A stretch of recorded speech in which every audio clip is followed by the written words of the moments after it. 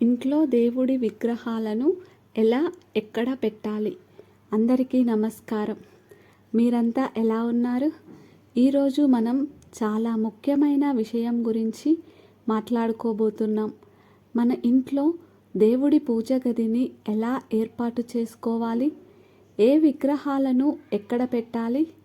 ఏ దిక్కున పెట్టడం వల్ల మంచి ఫలితాలు వస్తాయి? వంటి విషయాల గురించి వివరంగా తెలుసుకుందాం. ఈ వీడియో చివరి వరకు చూస్తే మీకు చాలా ఉపయోగపడుతుంది. 1. దేవుడి గదిని ఎక్కడ ఏర్పాటు చేసుకోవాలి?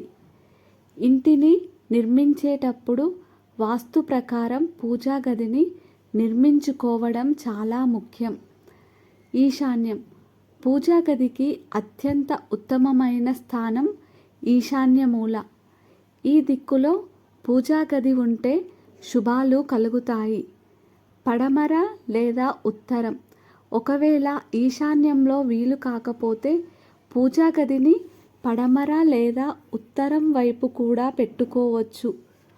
గుర్తుంచుకోవలసినవి: పూజా గదిని ఎప్పుడూ బెడ్రూమ్, కిచెన్ లేదా టాయిలెట్ పక్కన పెట్టకూడదు. విగ్రహాలను ఏ దిక్కున పెట్టాలి? విగ్రహాలను పెట్టేటప్పుడు కొన్ని నియమాలను పాటించాలి. పూజ చేసే వారి ముఖం. పూజ చేసే అప్పుడు మీ ముఖం తూర్పు దిక్కుకు ఉండేలా చూసుకోవాలి.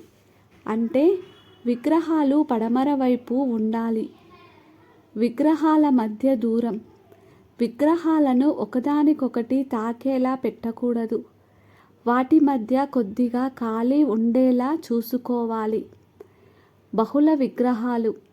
ఒకే దేవుడికి సంబంధించిన 2 విగ్రహాలు లేదా చిత్రపటాలు ఒకే చోట పక్కపక్కన పెట్టకూడదు. ఉదాహరణకు గణపతి విగ్రహం, దాని పక్కనే గణపతి పటం పెట్టడం మంచిది కాదు. చిన్న విగ్రహాలు. ఇంట్లో ఉంచే విగ్రహాలు చిన్నవిగా ఉండాలి. ఒక బొటనవేలు సైజు కంటే పెద్దదిగా ఉండకూడదు అని చెబుతారు. పెద్ద విగ్రహాలను గుడిలో మాత్రమే పూజిస్తారు. 3. ఏ విగ్రహాలను ఇంట్లో ఉంచవచ్చు? కొన్ని విగ్రహాలు ఇంట్లో ఉంచడం చాలా శుభప్రదం. లక్ష్మీదేవి, గణపతి. సంపద, అదృష్టం కోసం లక్ష్మీదేవి, విఘ్నాలను తొలగించడానికి గణపతి విగ్రహాలను పూజా గదిలో తప్పకుండా ఉంచుకోవాలి. శివలింగం. శివలింగాన్ని ఇంట్లో పెట్టుకోవచ్చు, కానీ దీనికి ప్రత్యేక నియమాలు ఉంటాయి. రోజు శివలింగాన్ని అభిషేకించడం చాలా ముఖ్యం.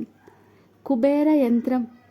ఇంట్లో కుబేర యంత్రం ఉంటే ధనం వృద్ధి చెందుతుంది. దీనిని ఉత్తర దిక్కులో ఉంచడం చాలా మంచిది. 4.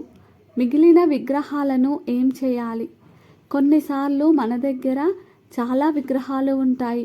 వాటిలో కొన్నిటిని పూజా గదిలో పెట్టడం కుదరదు. గుడికి ఇవ్వండి. మీకు ఉపయోగం లేని విగ్రహాలను లేదా అదనంగా ఉన్న విగ్రహాలను దగ్గరలోని గుడిలో ఇచ్చివేయచ్చు.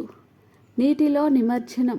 నది లేదా పవిత్రమైన జలాలలో విగ్రహాలను నిమజ్జనం చేయడం కూడా ఒక మంచి పద్ధతి. 5. పూజా గదిలో పాటించాల్సిన నియమాలు. నిర్మలంగా ఉండండి. పూజా గదిని ఎప్పుడూ శుభ్రంగా, పవిత్రంగా ఉంచాలి. ప్రశాంతత. పూజా గది చాలా ప్రశాంతమైన వాతావరణాన్ని కలిగి ఉండాలి. అలంకరణ. పూజా గదిలో సాత్వికమైన రంగులు, తెలుపు, లేత పసుపు వాడడం మంచిది. ఈ వీడియోలో చెప్పిన విషయాలు మీకు ఉపయోగపడతాయని అనుకుంటున్నాను.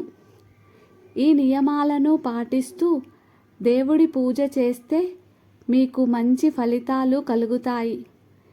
మీకు ఇంకేమైనా సందేహాలు ఉంటే కామెంట్లలో అడగవచ్చు. ఈ వీడియో మీకు నచ్చితే లైక్ చేయండి. మరిన్ని ఇలాంటి వీడియోల కోసం మా ఛానల్ని సబ్స్క్రైబ్ చేసుకోవడం మర్చిపోకండి. మళ్ళీ ఇంకో వీడియోతో కలుద్దాం. నమస్కారం.